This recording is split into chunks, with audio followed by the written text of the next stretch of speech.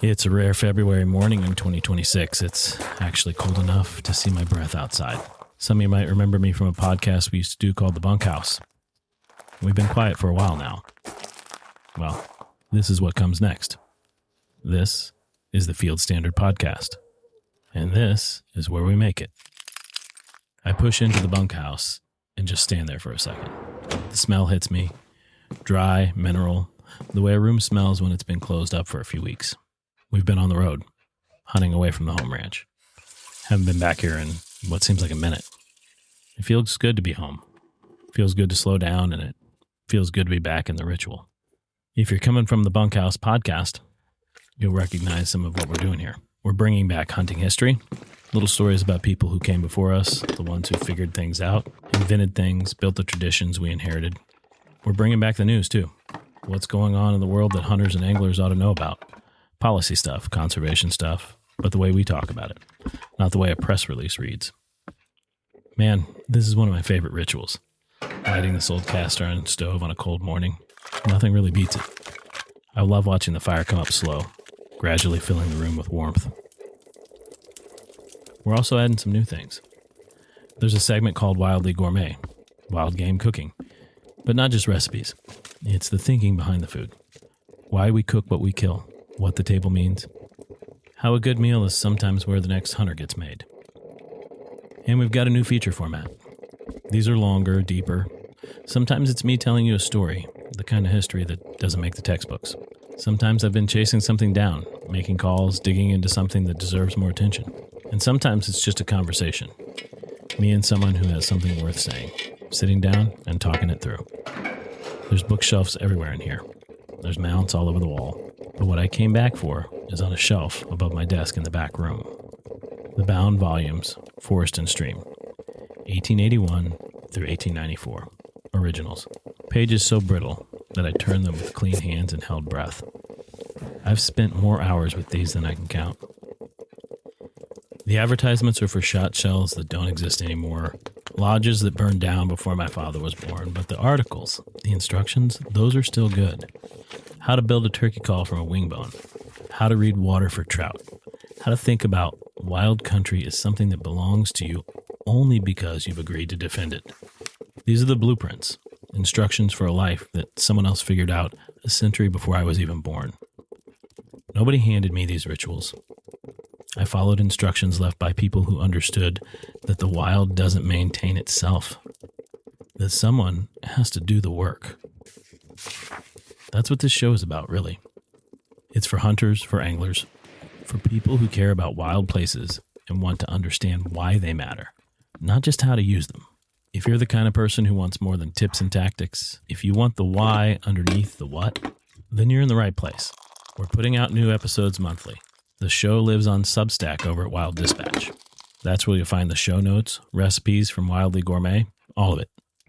Between episodes, if you want to follow along, you can find me on Instagram at TexasJosh. Links are in the show notes. This is the Field Standard Podcast, home of the sporting conservationist, and we're broadcasting from the edge of the civilized world. I cut it up with a chainsaw. Oh, there we go, boy! The fish is way down there. There you go. Let's go. Welcome to the Field Standard Podcast. I'm your host, Josh Crumpton. Spring is just around the corner. In fact, in many places, it already feels like spring. The air is changing, and that means the woods are waking up. Today on the program, we're talking about the history of the turkey call, how we learned to speak a language that was never meant for us. We're digging into the very roots of the sporting conservation movement and the man who built the architecture of the wild. The wood is dry, the signal's strong. Let's get rolling. Here's what's happening in the great outdoors. News that might impact your life, your hunting, your fishing. So there's a significant policy shift coming out of Washington that I want you to understand. Interior Secretary Doug Burgum signed Secretarial Order 3447. What it does, it flips the default assumption on federal public lands, BLM land, National Wildlife Refuges, Bureau of Reclamation reservoirs, even some national park units where hunting is already allowed. The new standard is these lands are open to hunting and fishing unless specifically closed, not the other way around. This is a big deal. Now, This doesn't override existing closures or gut conservation safeguards. It's not a free-for-all, but it changes the starting point. For decades, access decisions have been made piecemeal, region by region, agency by agency, no consistent philosophy. This says hunting and fishing are legitimate uses of public land, period. Start there. U.S. Fish and Wildlife Service Director Brian Nesvik said he'll personally review any decision that could impact hunting or fishing access. And he set a goal: all federal wildlife refuges and hatcheries open to hunting and fishing within 2 years, except where there's a legal mandate, public safety issue, or sensitive species situation. I'm not sure exactly what this could look like on the ground, but I can tell you this. I love the assumption that our lands are now dedicated to allow hunting and fishing on them as default. Whether it translates to new ground under your boots depends on implementation. But this policy shift is real. I want to take a moment here. We're about to do a whole segment on the history of turkey calling. The Wingbones, the box calls, the tradition that stretches back thousands of years. And last month, we lost someone who was a living bridge to that tradition. Fox Haas passed away at 95. If you don't recognize the name, you know what he built. Fox was father to the man that started Mossy Oak. But before Mossy Oak existed, Fox was just a hunter. A serious one.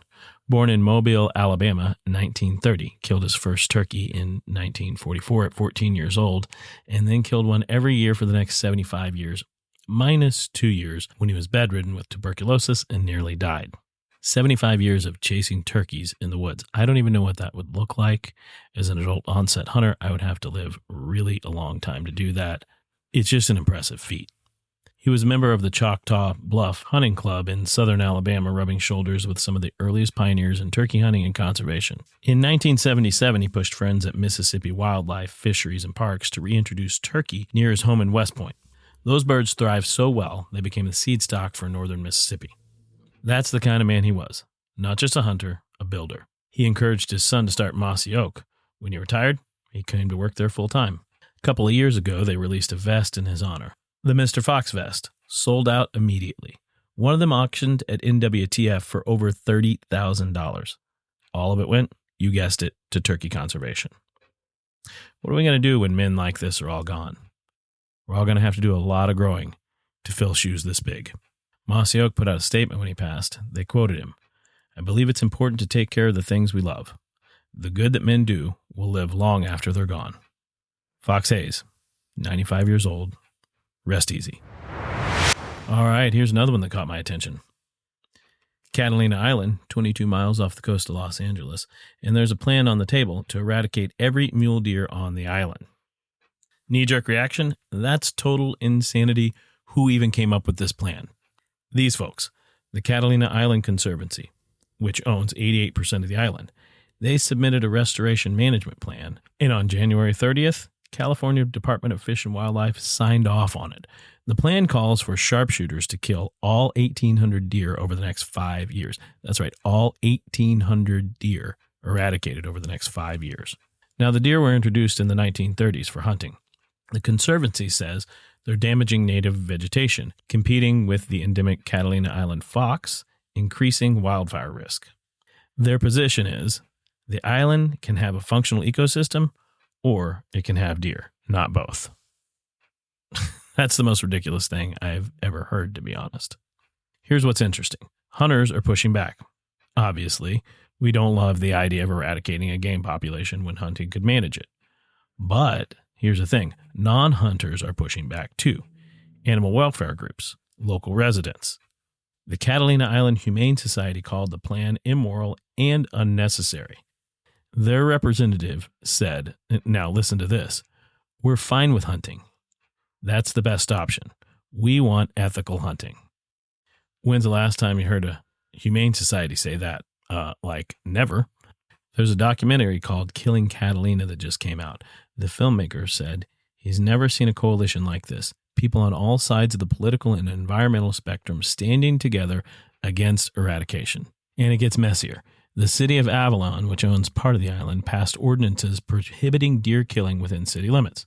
They're formally objecting to the plan. And guess what? Lawsuits are coming.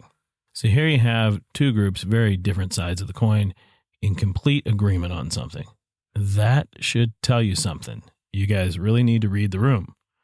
Meanwhile, hunters point out that when the state doubled available tags in 2024, the harvest rate hit 22%, and the Conservancy called it a failure.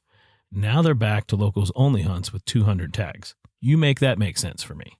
This is what happens when not all the stakeholders in a room, when a plan to manage an island falls into place. Ridiculousness. Speaking of ridiculousness, while reasonable people in California are finding common ground, there's a ballot initiative in Oregon that shows you what happens when the other side goes off the rails. This is the absolute opposite side of the coin. This is when extremes become real extreme.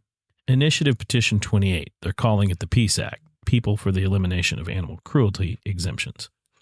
This is the third time they've tried this. Failed in 2022, failed in 2024, and now they're back. What does it do?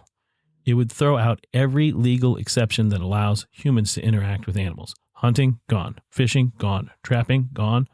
But also livestock production, rodeos, pest control. The language is so broad that artificial insemination of cattle would be classified as, I'm not making this up, sexual assault of an animal. This is also ridiculous that, honestly, I don't even know how to respond to it. Oregon Hunters Association calls it an attack on the self-reliant lifestyle that would affect every Oregonian. The Farm Bureau says it would turn Oregon into a no-kill sanctuary state and force everyone to have meat and dairy shipped in from other states. Now, is this likely to pass? Probably not. Oregon has hunters, anglers, ranchers, farmers. But here's the thing. They've already gathered 82% of the signatures they need. Oregon has a lower threshold than most states, which is why this keeps coming back up. And it appears that it will continue to do so because of one guy, David Michelson. He admits it probably won't pass. He told a reporter, "We're aware it's almost certainly not going to pass in 2026, but getting it on the ballot will make it more likely to pass in a future election. Our goal is to be persistent." So what does this tell you about their strategy? It says that these morons will not go away. They will keep coming back over and over and over again. So here's my thought. Those non-hunting groups in California, the ones standing with hunters on Catalina Island saying hunting is the answer, maybe we need to get them to make a phone call to Oregon, because IP28 is where it goes when reasonable people stop paying attention. And that's the news.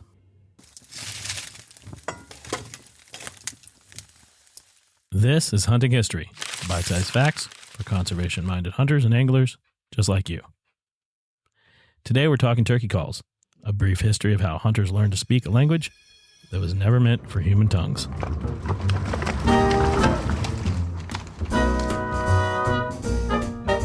So there's this guy named Jim Radcliffe.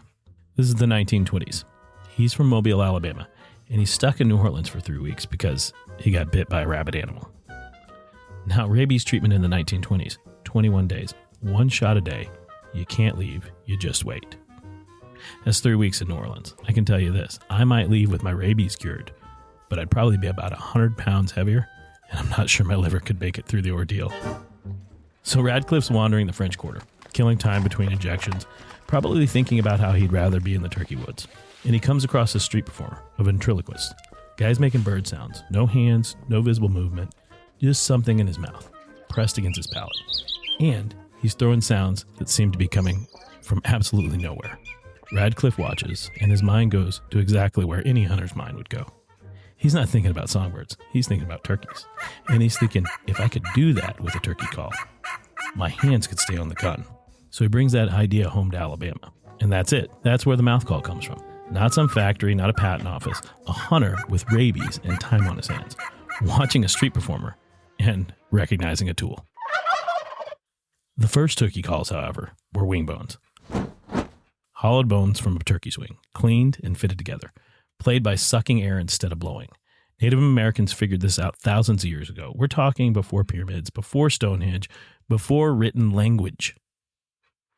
There's one in the Smithsonian right now, 8,000 years old, still recognizable. You could probably pick it up and call a bird with it. 8,000-year-old turkey bone? I'd take that into the woods and give it a shot. Probably couldn't blow it any better than any other call, but I'd give it a shot. So here's the deal. Fast forward to 1881. A man named Charles Jordan publishes instructions for making a wingbone call in Forest and Stream, the biggest outdoor magazine in the country at the time. Jordan writes 21 more articles on turkey calls over the next 2 decades. His surviving calls are the holy grail of the collecting world. Want to guess how much lettuce one of those calls will set you back? A few years ago, one of his original yelpers surfaced at an antique firearms sale in Texas. Collector verified the provenance, paid $50,000 for it. It's in Charlotte now. Sits in a purpose-built room in a house. Get this, a guy designed around his turkey call collection. 1897, Henry Gibson, an Arkansas farmer. Also ran a fence company. Patents the box call. Cedar box, pivoting lid. That's the template. Every box call since then, basically the same design. 1912. Same year the Titanic sinks. A guy named Wade Saunders patents the first slate call. Called it the simplex turkey call. $14 a dozen. See the pattern here? Something's starting to come together. So think about this. Wingbones, 8,000 years. Box calls, 1897. Slates, 1912. Mouth calls, 1920s. Every single one of them invented by someone trying to answer the same question. How do you make a sound a bird believes?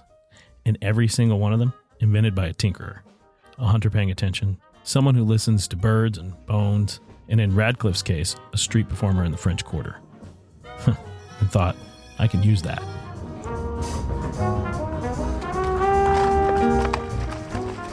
The turkey is American, the calls are American.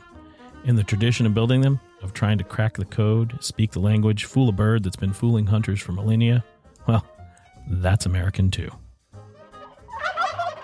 So this spring, you're going to find me out in the woods with all those calls. Trying my darndest to fool a bird like I do every year. Sometimes I get lucky, and it all works out. And that is your hunting history. Kick back, settle in. We're about to take a deep dive. That magazine that published those turkey call instructions in 1881 was the same one being used to save the American West. Charles Jordan's instructions for building a wingbone yelper ran alongside editorials about the slaughter of bison, the stripping of timber, the silence spreading across country that had been wild since before anyone thought to name it. The magazine was called Forest and Stream, and the man who owned it understood something most Americans had not yet faced. The country was coming apart, one hide and one feather at a time, while the men in power just looked the other way. His name was George Bird Grinnell. Most hunters today have never even heard of him. By the time we're done here, you'll understand why that's a problem, and why everything you love about the outdoors runs through his hands. Manhattan, 1857. This Manhattan looks nothing like the one you know today.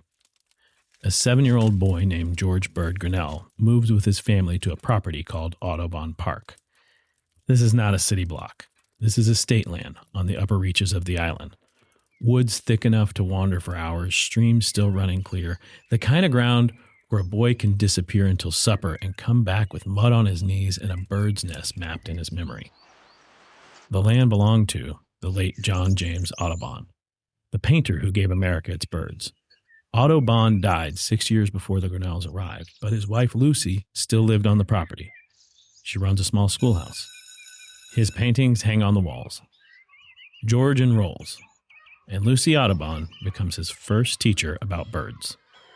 She teaches him to pay attention to the wings, the songs, the weight of what her husband spent his life recording. What young Grinnell doesn't know is that he'll spend the next 80 years defending what those paintings captured. He'll dedicate so much of his life to protecting wild America that when he dies in 1938, the New York Times calls him the father of American conservation. Most hunters today have never heard of his name. And if you're among those, today that changes. Grinnell graduates from Yale in 1870. That summer, he joins a fossil hunting expedition to the plains, Nebraska, Wyoming, Kansas, Utah, his first time west of the Mississippi. Somewhere in Nebraska, the locomotive stops. Not a station, not a signal. A herd of bison crossing the tracks. Grinnell watches from the window as they pass.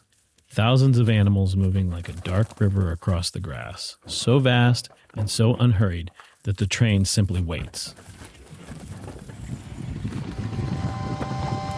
On that trip, he meets Buffalo Bill Cody. He digs for fossils in the Badlands. He sleeps on ground that has never been fenced. And when he returns to New York at the end of summer, he's not the same young man who left it. The West got into him, and it wasn't going to let go. He goes back in 1874, this time riding with George Armstrong Custer into the Black Hills as the expedition's naturalist. A year later, he returns west again to survey Yellowstone, just 3 years after Congress declared it the nation's first national park. What Grinnell finds is not what Congress imagined. Bison shot and left to stiffen in the snow, skinned for hides that would sell for $3 a piece back east.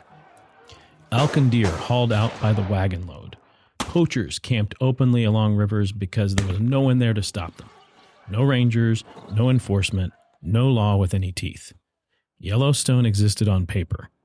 The slaughter was what was happening on the ground. Grinnell walked through it all, he counted what remained, and he wrote it down. And he began to understand something most Americans had not yet faced. What was disappearing would not come back. The country he fell in love with on that first train ride west was bleeding out while the men in Washington argued about jurisdiction. He finished his doctorate at Yale, but the West stayed with him. The bones bleaching on the plains, the silence where the herds used to move.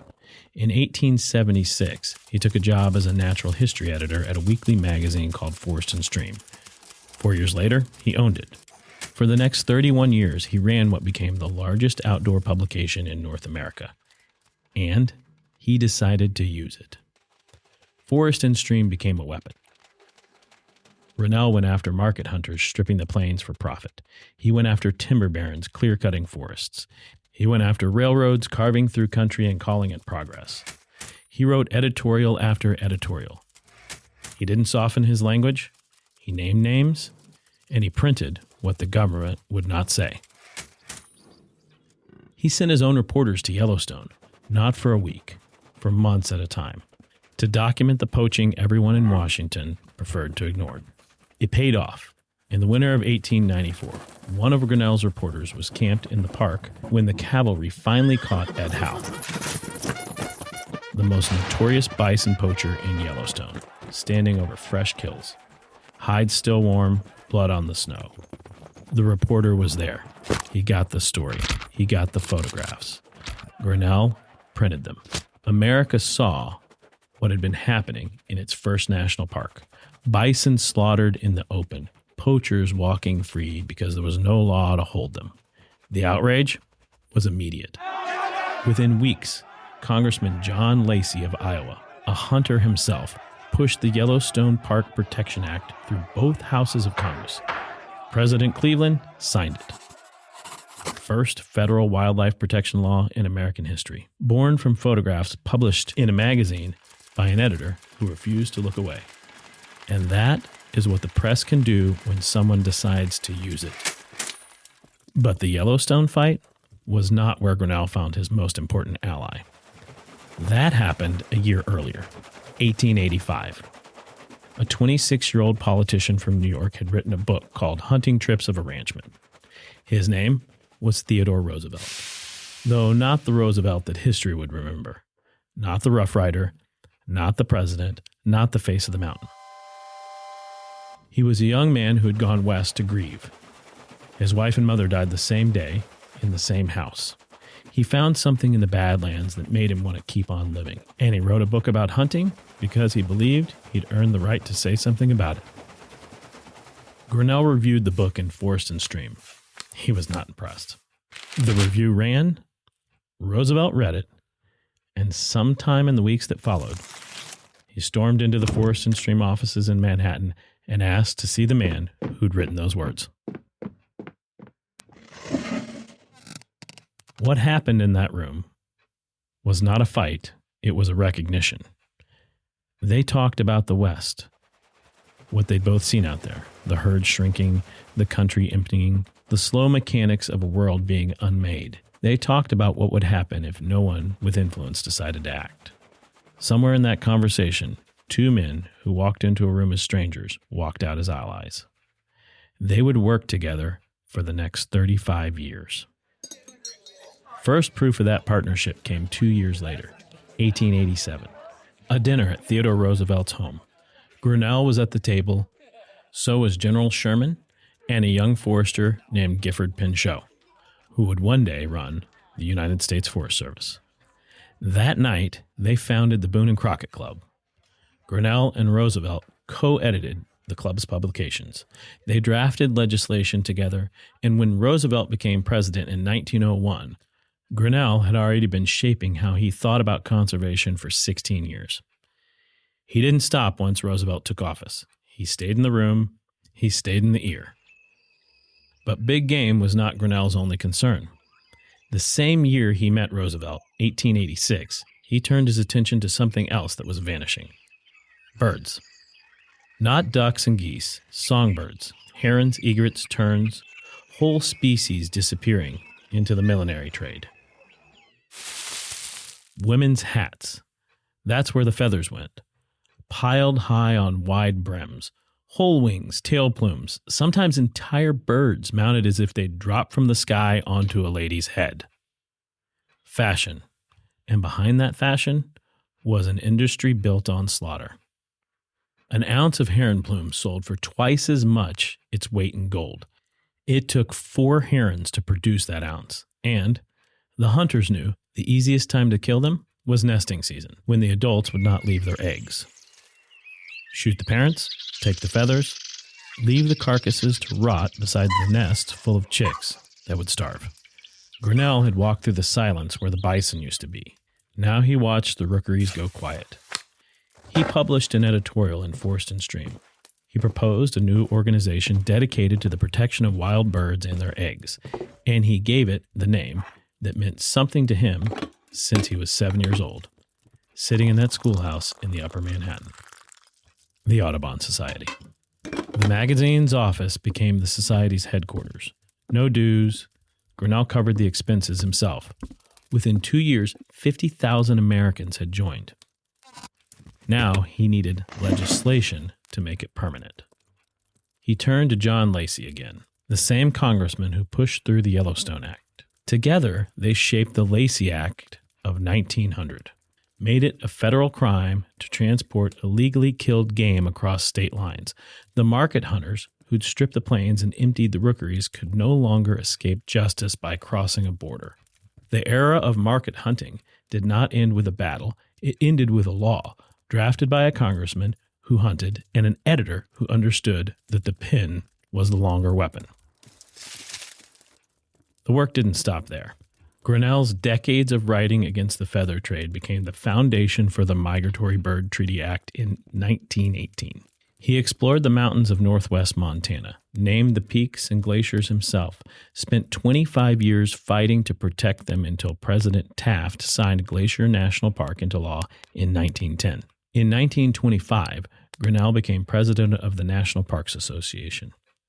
Think about the reach of one life. Theodore Roosevelt, Gifford Pinchot, John Muir, Aldo Leopold, John Lacey, General Sherman, Buffalo Bill Cody, and Edward Curtis, the photographer who spent 30 years documenting Native American tribes before their way of life disappeared. Grinnell brought Curtis onto the Harriman, Alaska expedition in 1899. That invitation launched Curtis's career. It happened because Grinnell saw something in him worth cultivating.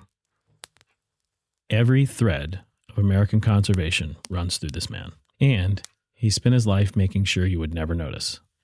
Roosevelt gave the speeches, Muir wrote the poetry, Pinchot ran the agencies. Aldo Leopold, still a young man when Grinnell was at his peak, would later get credit for ideas Grinnell had been putting into practice for decades. Grinnell built the architecture under them all.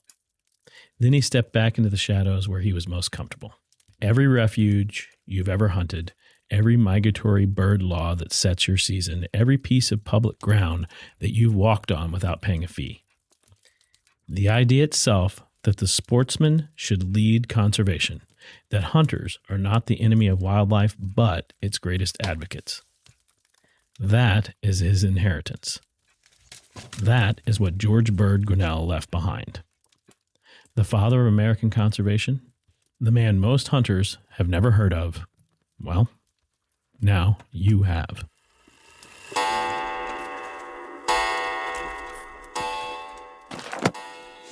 Well, folks, looks like the stove's burning down and the lights starting to change in the room. You know, I've been here a little bit longer than I meant to be, and that's okay. That just happens sometimes. But it's time for me to get out of here. You know, let me leave you with this. Grinnell spent his whole life building something most people would never even see. The architecture that lies underneath. And you know, he didn't need credit. He just needed it to work. That's the thing about all of it. Someone did the groundwork before we even got here. They left us the instructions. Now, it's our turn to decide what to do with them. This is the field standard. I'm Texas Josh. The wood is dry. The signal's strong. Let's get rolling.